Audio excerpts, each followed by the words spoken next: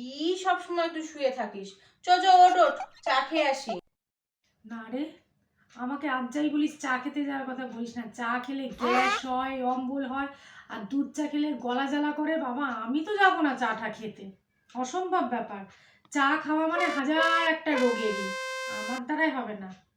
আরে চ চ, পয়সা তো আমি দেবো, তুই এত চিন্তা করছিস কেন? চ। কি বলিস? আরে তুই জানিস বড়লোকরা সকালবেলা ঘুম থেকে উঠে আগে চা খায়। ওরা চা না খেয়ে জলই খায় না। আর চায় যে খেলে যে একটা কি সুন্দর শরীরে এনার্জি আসে, শরীরে গ্ল্যামার বেড়ে যায়।